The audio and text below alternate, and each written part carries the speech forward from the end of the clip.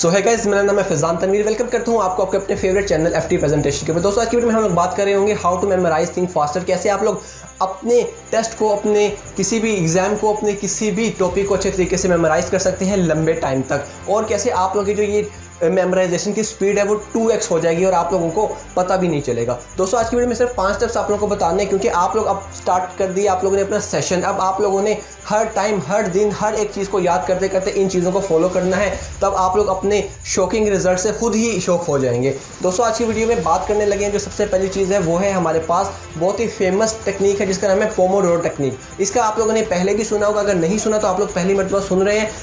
इसके मुताबिक क्या होता है, अगर आप लोग किसी भी चीज़ को अगर आपने लंबे टाइम तक याद रखना है तो उसको छोटे छोटे सेक्शन में डिवाइड कर लें, और इस सेक्शन में आप लोग 25 मिनट अपने किसी भी काम को याद करें और 5 मिनट की आप लोग ब्रेक ले लें।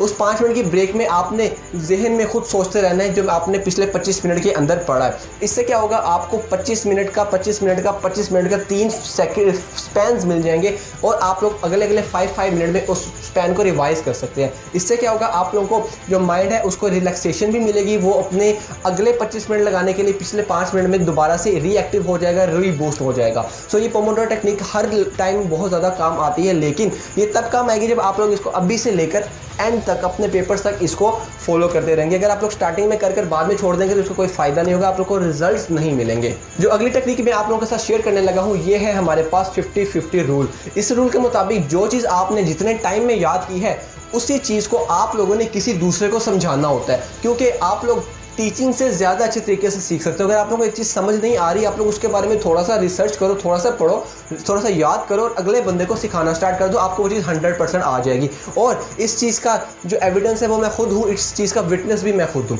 जो चीज़ मुझे नहीं आती थी मैं वो अगले बंदे को सिखाना स्टार्ट कर देता था, तो मुझे वो चीज़ ऑटोमेटिकली आ जाती थी। अगर आप लोगों को कोई ऐसा दोस्त, कोई आपका ऐसा फैमिली मेंबर फ्री नहीं मिल रहा जिसको आप लोग ये चीज़ समझा सके, तो आप लोगों के लिए बहुत आसान है, अपने सामने शीशे में खड़े हो जाइए और अपने आप को वो चीज़ एक्सप्लेन करना स्टार्ट कर दीजिए, क्योंकि एक्सप्लेनेशन से आप ज़्यादा सीखते हैं और एक्सप्लेनेशन दूसरों को करने से और ज़्यादा सीखते हैं। अगर आपके पास शीशा भी नहीं है आप लोगों के पास अवेलेबल, तो आप किसी भी चीज़ को, किसी वॉल को, किसी बल्ब को, किसी भी चीज़ को आप लोग, अब यहाँ तक कि अपनी बुक के सामने अपने आप को समझाना स्टार्ट कर दें। और मैं मजाक नहीं कर रहा बिल्कुल भी, ये बहुत ही इफेक्टिव टेक्निक है और बहुत ज़्यादा साइंटिफिकली प्रूवन भी है। दोस्तों, एक वर्ड होता है जिसका नाम होता है फॉरगेटिंग कर्व। इस कर्व के मुताबिक क्या होता है, आप जिस भी चीज़ को याद करते हैं वो टाइम टू टाइम आपको रिड्यूस होती चली जाती है, आपको भूलना स्टार्ट कर देती है आपके माइंड में से, क्योंकि दिन ब दिन हम लोग 20,000 मिनिमम थॉट्स हमारे जहन में आते हैं एक एवरेज बंदे के। सो इन 20,000 जो आपके थॉट्स है, इसमें से जो स्टडी वाला फैक्टर है उसको निकालना बहुत ज़्यादा मुश्किल हो जाता है अनटिल और अनलेस आप लोग उसको रिवाइज ना करें।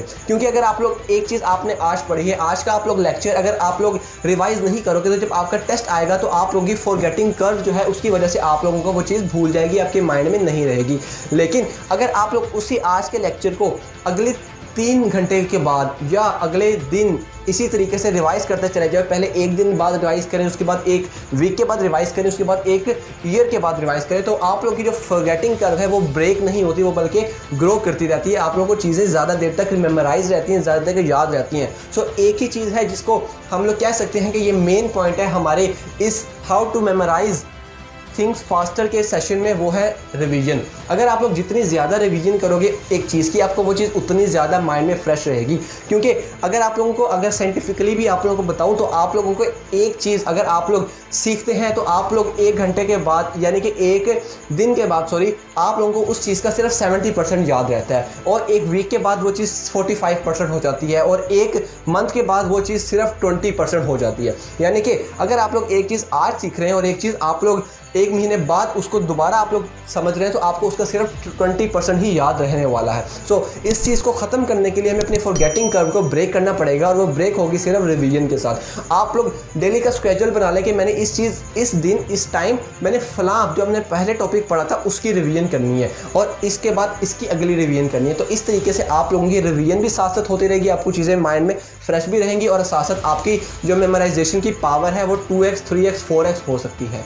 दोस्तों, जो अगली चीज़ है वो साइंटिफिकली भी प्रूवन है और इसके अलावा बहुत ज़्यादा चीज़ों पर एक्सपेरिमेंट भी किया गया है इस चीज़ पर कि जो चीज़ आपको मुश्किल लगती है, अगर आप लोग वो चीज़ याद करने के बाद कुछ देर के लिए नैप ले लेते हैं, कुछ देर के लिए सो जाते हैं, या आप लोग वो मुश्किल चीज़ जो कि आप लोगों को नहीं आ रही, याद नहीं हो रही, उसको आप सोने से पहले एक बार याद कर लेते हैं, तो आप लोगों को वो चीज़ ज़्यादा जल्दी से याद हो जाती है, बजाय उसके कि आप लोग दिन के टाइम उसको याद करो। आप लोगों को अगर कोई चीज़ मुश्किल लग रही है, कोई टॉपिक इस तरह का, कोई लॉन्ग क्वेश्चन है जो कि आपको समझ नहीं आ रहा, आप लोग क्या करें, जब आपका सोने का टाइम हो उससे आप लोग आधा घंटा पहले उस चीज़ को हल्का फुल्का कच्चा पक्का आप लोग उसको याद कर लें। हालांकि आपको गलतियां होंगी, लेकिन जब आप उसको करके सो जाएंगे, आपके माइंड को एक टाइम मिलेगा जिसमें वो उस चीज़ को रिगेन कर सकता है, रिट्रीव कर सकता है, जो कि आपने सोने से पहले उसको पढ़ा था। इससे क्या होगा, जब आप अगले दिन उसको पढ़ने लगेंगे, रिवाइज करने लगेंगे, तो आपको उतनी ज़्यादा मेहनत दोबारा नहीं करनी पड़ेगी जितनी आपको पहले करनी पड़नी थी।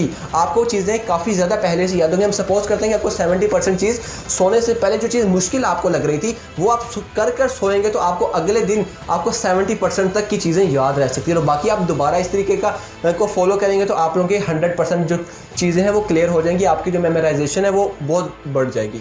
लास्ट चीज़ है जो कि हम लोग भी अपने स्टूडेंट्स को कहते होते हैं कि आपने जिस चीज़ को भी आपने याद करना है उसको सबसे पहले विजुअलाइज करो, क्योंकि हम इंसान हैं, हम लोग जो स्टोरीज़ हैं उसको ज़्यादा अच्छी तरीके से इनहेल कर सकते हैं। हम लोगों को अगर किसी चीज़ को समझ नहीं आ रही, हम उसकी अगर एक कहानी बना देंगे, उसको विजुअलाइज करेंगे अपने माइंड के अंदर, तो हम लोगों को उस चीज़ को बेटर याद करने में आसानी होगी। इससे होगा क्या, इससे आपका माइंड क्योंकि स्टोरीज़ को ज़्यादा अच्छे तरीके से याद रख सकता है, मेमोराइज़ कर सकता है, बजाय टेक्स्ट को। तो जो बुक में टेक्स्ट लिखा है आप उसको मेमोराइज़ करें कि अच्छा क्या हुआ था, कैसे एक एटम दूसरे एटम के साथ जाकर बॉन्डिंग की, कैसे ये ग्रेविटेशनल का प्रोसेस काम आता है, कैसे दुनिया घूम रही है, ये सारी फलां जो भी आप चीज़ याद कर रहे हैं उसको मेमोराइज़ करें जहन में, उसके एक विजुअल इमेज बनाएं। समझे आप एक एनिमेटेड स्टोरी बना रहे हैं आंखें बंद कर, तो इस तरीके से क्या होगा, आपको स्टोरी याद रह जाएगी। अगर आपको वर्ड टू वर्ड एक लाइन याद नहीं भी हो रही, आपको एक थीम याद हो जाएगा, आपको एक फ्लो याद हो जाएगा। उससे आप लोग बाद में अपनी क्रिएटिविटी के जरिए, अपनी सेल्फ राइटिंग के जरिए उसको और ज़्यादा ग्लो करवा सकते हैं और ज़्यादा उससे मेमोराइज कर सकते हैं और उसको पेपर में लिख भी सकते हैं। इससे क्या होगा, आप लोगों की जो मेमोराइजेशन है वो ज़्यादा अच्छी होगी, आपको किसी भी चीज़ को याद करने की और उसको अपने माइंड में स्टोर करने की जो कैपेसिटी है वो बढ़ जाएगी।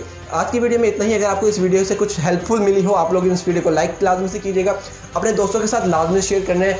Take care, C R channel की वीडियोस पसंद आती है तो इस वीडियो को लाइक लाजमी से कीजिएगा। अपना बहुत सा ख्याल रखें। फिजान तनवीर को इजाज़त दें। Have a good day.